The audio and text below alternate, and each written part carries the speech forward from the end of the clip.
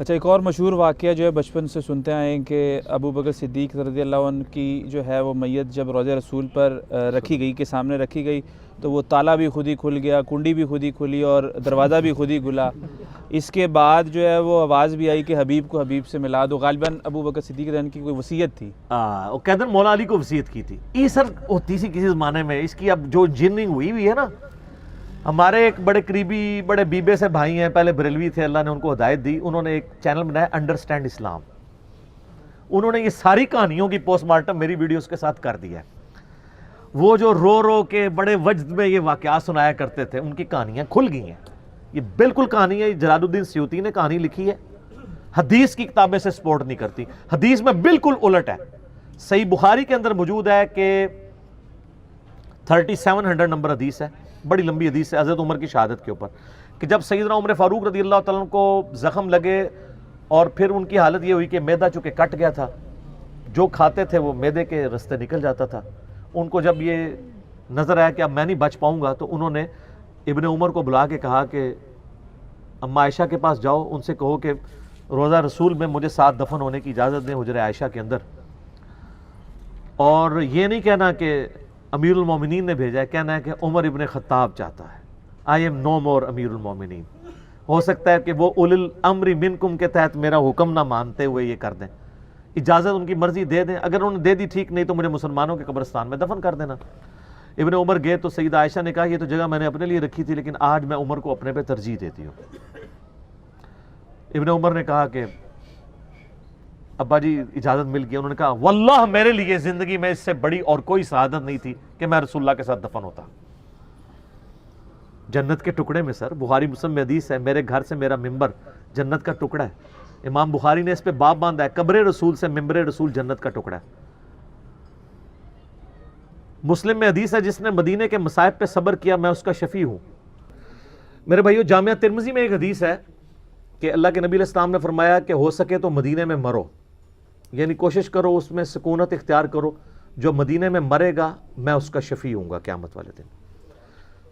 سیدنا عمر کی دونوں دعائیں اللہ نے قبول کی۔ بخاری میں حدیث ہے کہ سیدنا عمر یہ دعا کیا کرتے تھے، اے اللہ مجھے مدینے میں موت دینا، شہادت کی موت دینا، اور اللہ تعالیٰ نے ان کی دونوں دعائیں قبول کی، شہادت کی موت بھی ملی اور مدینہ شریف میں ملی، اور اس سے بڑھ کر نبی علیہ السلام کے ساتھ مدفن نصیب ہوا رضی اللہ تعالی عنہ وعلیہ السلام۔ تو سر اس واقعے میں تو ان کو چاہیے تھا، وہ یہ کہتے ہیں کہ مجھ سے پہلے پریسیڈنٹ سیٹ ہے، حضرت ابو بکر کے لیے بھی کنڈی کھلی تھی اور آواز آئی تھی حبیب کو حبیب سے ملا دو، تو تم جا کے میری میت بھی روضہ رسول کے سامنے رکھ دینا، خود بخود کنڈی کھلے گی، جبکہ ایک پریسیڈنٹ سیٹ ہے۔ یہ تو نہیں ہے کہ ایک کچا یار ہے دوسرا پکا یار ہے، ایسا تو نہیں تھا۔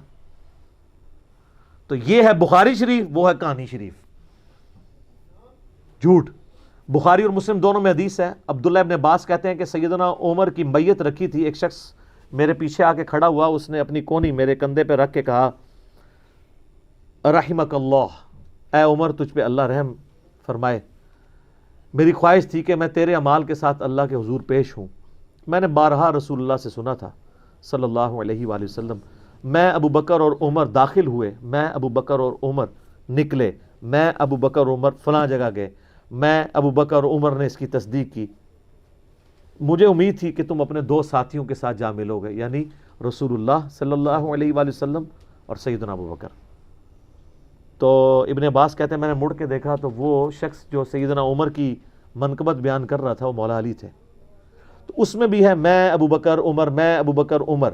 تو سر اگر ابو بکر کے لیے رضی اللہ تعالیٰ عنہ یہ کنڈی کھلی، تالا کھلا، تو حضرت عمر کے لیے بھی کھل جاتا۔ حضرت عمر والا واقعہ بخاری میں آ گیا، اس لیے ہمارے پاس یہ کتابوں کا دین ہے۔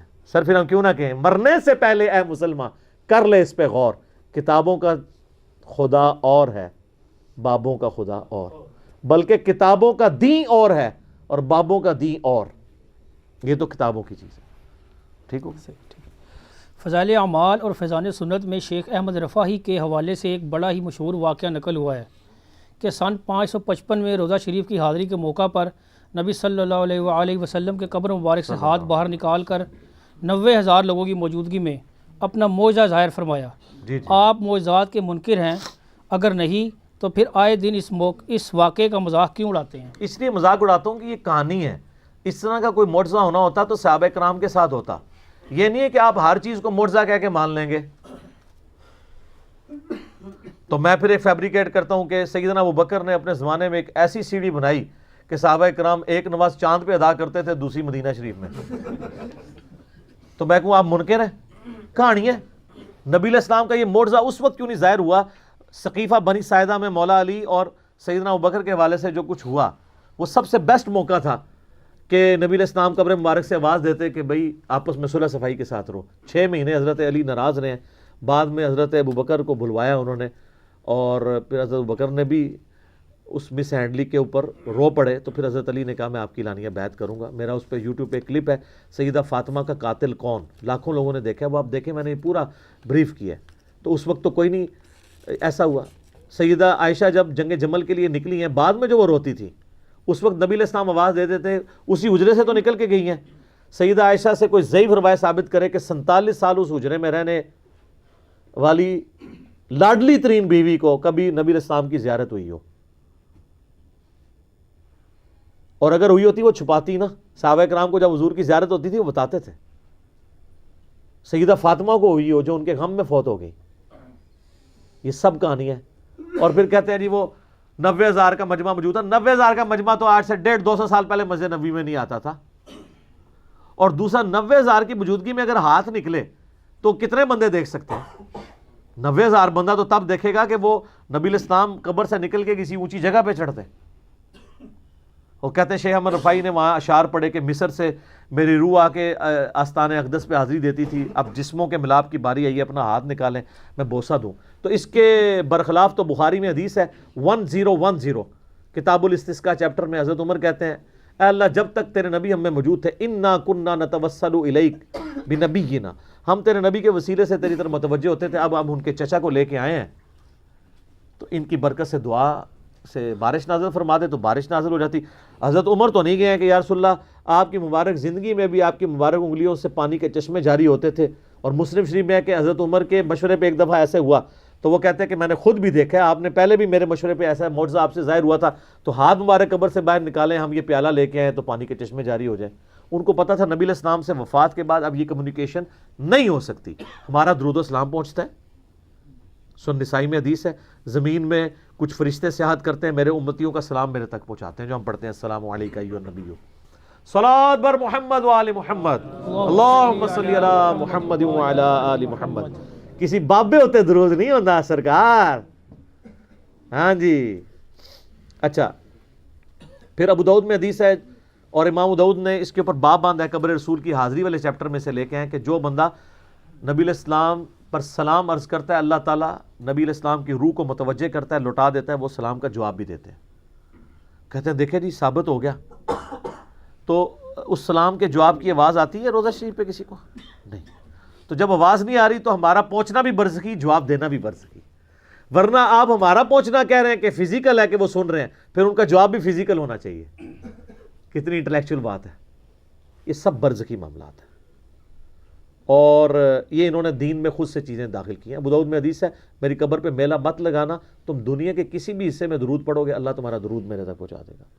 صلوات بر محمد وآل محمد اللہم صلی علی محمد وعلی آل محمد. تو یہ شیخ احمد رفاعی والا واقعہ بالکل جھوٹا گستاخانہ واقعہ ہے. نبی علیہ السلام کو کوئی چیز مجبور نہیں کر سکتی. سورہ انبیاء کے اندر آیت ہے کہ جو دنیا سے چلا گیا اب قیامت تک دنیا میں واپس نہیں آئے گا. یہ کہتے ہیں حضرت عیسیٰ علیہ السلام مردے زندہ کرتے تھے، وہ دنیا میں واپس نہیں آتے تھے، وہ صرف دکھاتے تھے مردوں کو زندہ کر کے، وہ حضرت عیسیٰ کے نبی ہونے کی گواہی دیتے تھے، پھر وہ اسی وقت مر جاتے تھے. چلتے پھرتے نہیں تھے. نا نا نا انج نہیں سی ہوندا. مردے اچھا کہتے ہیں حضرت عیسیٰ مردہ زندہ کرتے تھے، شیخ عبدالقادر جیلانی نہیں کرتا. دیکھو کیسی انالوجی بناتے ہیں، کیسی. ٹھیک یہ جناب وہ برات ڈوب گئی، انہوں نے اپنی برات ڈوب چڑی اللہ کے فضل نال. سب کہانی ہے جھوٹ، کچھ بھی نہیں ایسا ہوتا. یہ معجزہ تو نبی علیہ السلام کے حق میں نہیں ہے.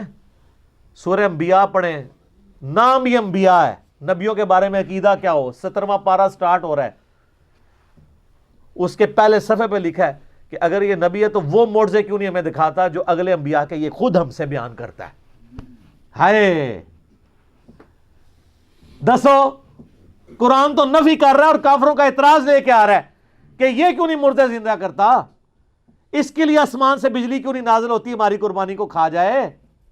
سورہ بنی اسرائیل میں 8 معجزات وہ کہتے تھے یہ کر کے دکھائے، آسمان پہ چڑھ کے بتائے، اشارہ کرے تو اس کے لیے باغ بن جائیں۔ اللہ نے فرمایا تم کہہ دو میں ایک بشر ہوں، رسول ہوں، معجزات اللہ کے پاس ہے۔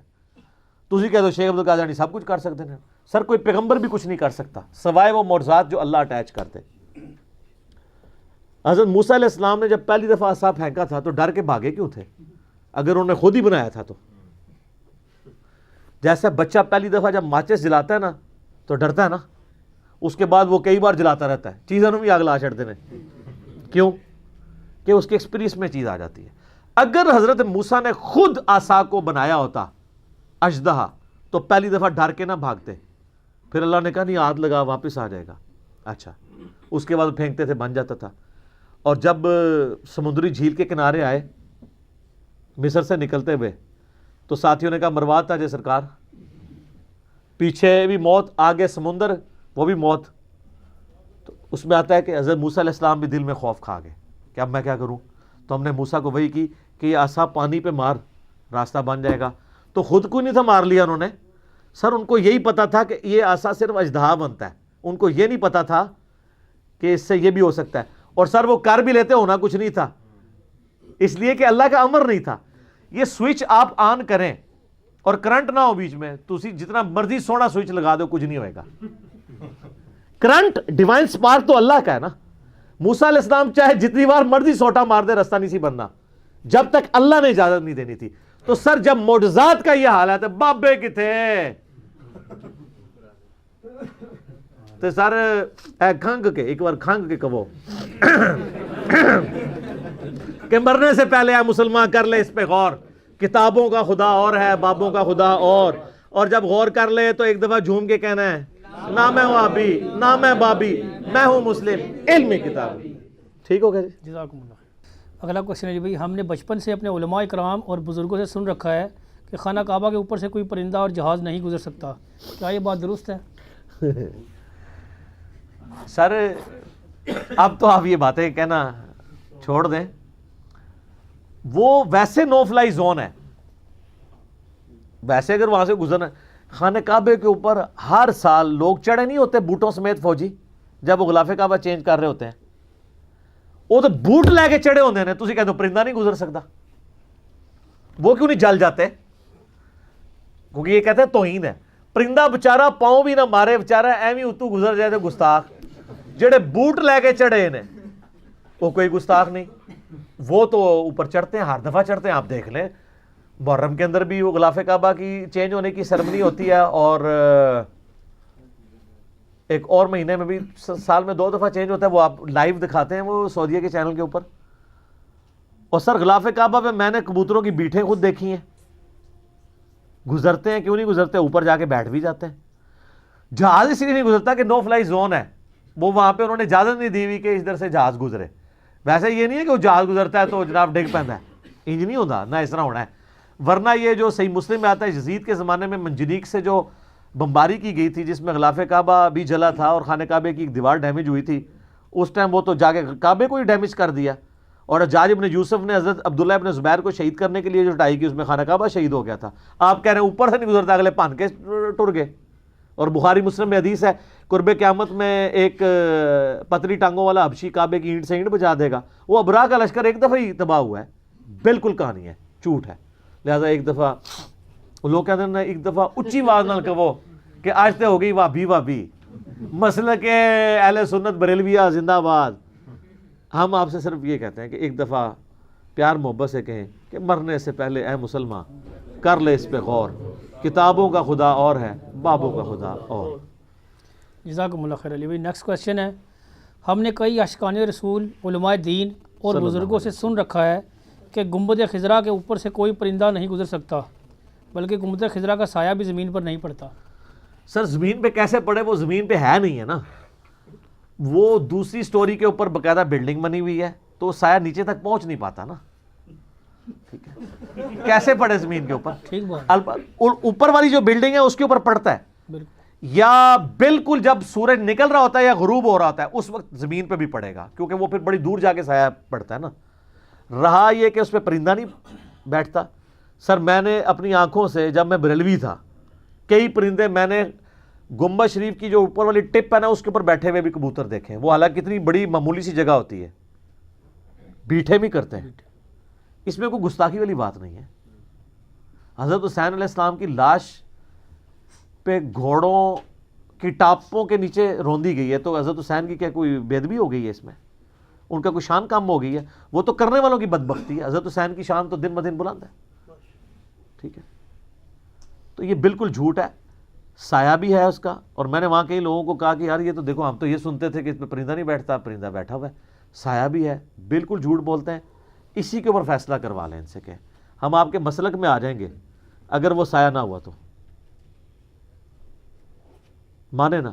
یہ آپ کو کتنا عرصہ کہتے تھی کہ نبی علیہ السلام کا سایہ نہیں تھا, تو ہم نے اس کی بھی انجینئرنگ کر دی کہ یہ جو بال مبارک آپ زیارت کرواتے ہیں تو ان بالوں کے اوپر ہم ٹارچ روشن کرتے ہیں, اگر سایہ نہ ہوا تو آپ کی بات ٹھیک ہوگی.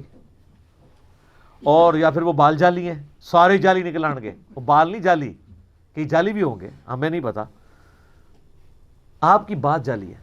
اچھا اس کا جواب بھی انہوں نے نکالا جی, کئی پھر مولوی میدان میں اترتے ہیں کہتے ہیں ہم جواب دیتے ہیں اصل میں جب وہ جسم عطر کے اوپر تھے نا اس وقت سایہ نہیں تھا, جب الگ ہوئے تیرے تے 295 سی میں لواواں گا. تو یہ کہہ رہے ہیں کہ نبی علیہ السلام کے مبارک جسم سے بال ٹوٹ جائے تو اس کی برکات ختم ہو جاتی ہے؟ اس کی والی بات منحوس آدمی, اوے منحوس. یہ مجھے اس نے کہا تھا نا ایک بندے نے, منحوس نے تم ہے, تیرا ہے عقیدہ. ہم آپ کو بتاتے ہیں سر, صحیح بخاری میں موجود ہے. ام سلمہ کے پاس کچھ تابعین اور صحابہ آئے تو انہوں نے نبی علیہ السلام کے بال مبارک ایک ڈبیا سے نکالے اور کہا کہ یہ نبی علیہ السلام کے مبارک بال ہیں. ہمارے محلے میں جب کوئی بیمار ہو جاتا ہے تو وہ پانی پیالے میں بھیجتا ہے, میں اس میں ڈبو دیتی ہوں, اس کی وجہ سے شفا ہو جاتی ہے. سر یہ کتابوں کا دین ہے, تہاڈی کوئی شے تہاڈے پلے نہیں. تہاڈا عشق رسول بھی 2 نمبر نکلیا. عشق رسول آ کے ہم سے سیکھیں. تہاڈی گستاخانہ عبارتوں پہ بولنا بھی 2 نمبر نکلا. تہاڈے بزرگاں دی بھی گستاخیاں میں کٹ ماریاں. ہن ایتھوں آ کے لو, اج دی اسام الرحمن ایتھے ہے. اسام المہندس علی المفندین, المہندس ہو گئی ہے. ٹھیک ہے, علی المفندین, سارے سٹھیائے وہاں پہ. بالکل یہ جھوٹ ہے. سایہ ہے, بال مبارک کا بھی سایہ ہے, اس کی برکات آج بھی ہے. ٹھیک ہو گیا. جزاکم اللہ خیر.